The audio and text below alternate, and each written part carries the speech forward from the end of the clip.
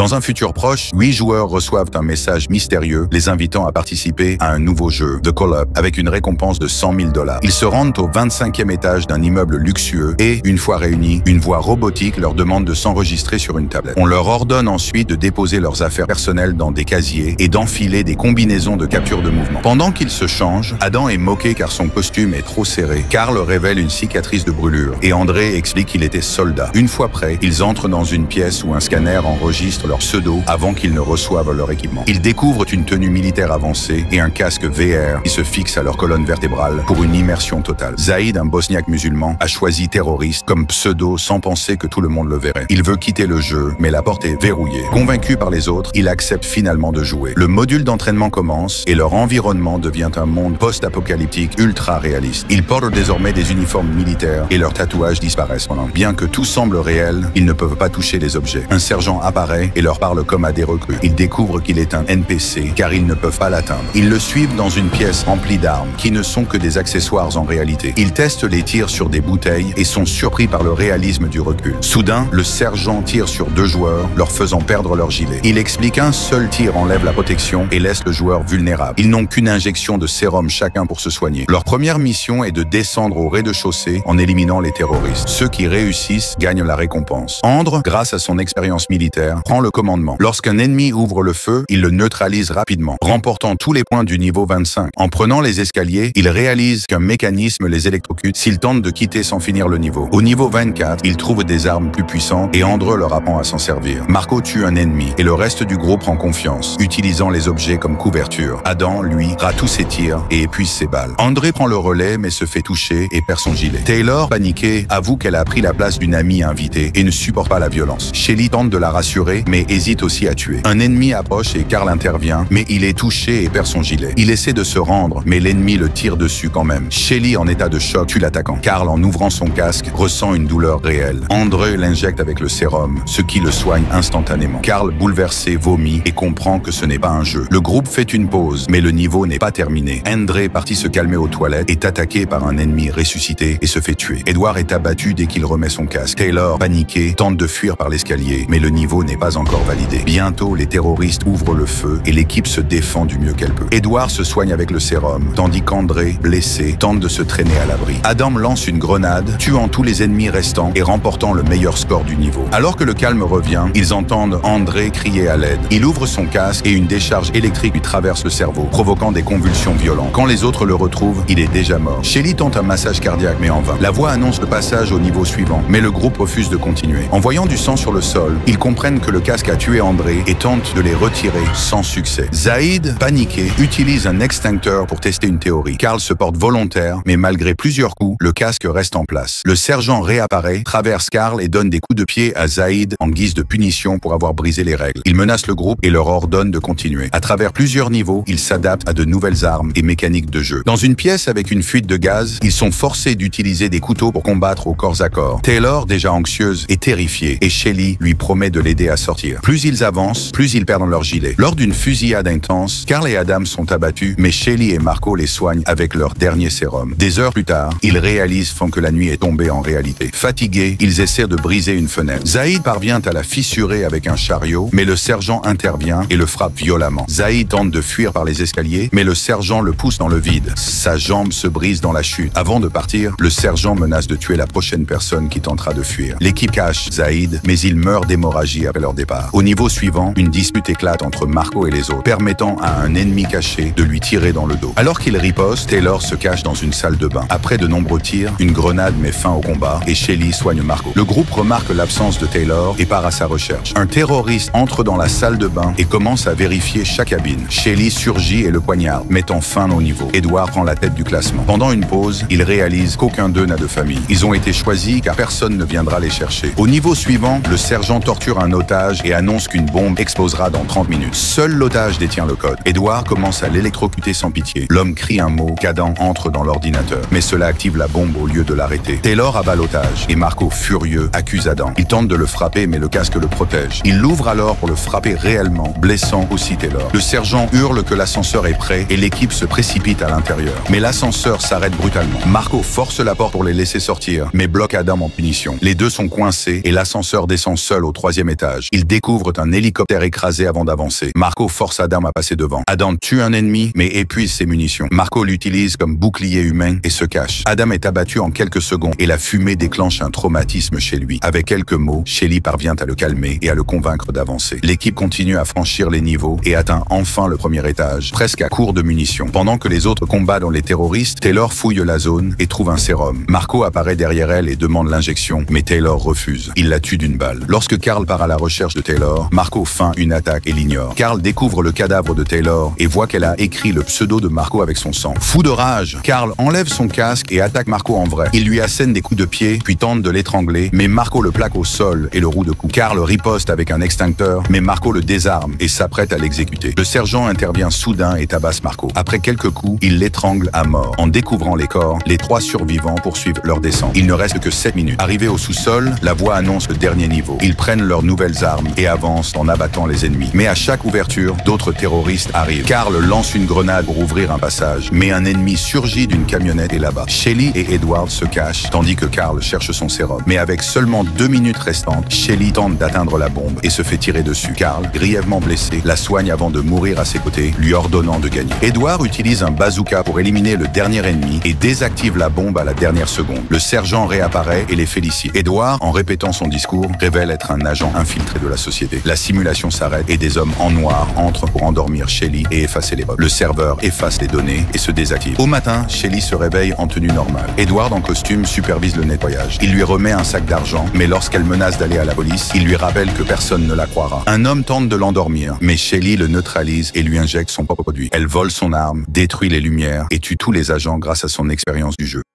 Si vous êtes arrivé jusqu'ici, alors vous avez aimé la vidéo. N'hésitez pas à vous abonner et à liker, laisser un commentaire. Ça me fera vraiment plaisir. Merci.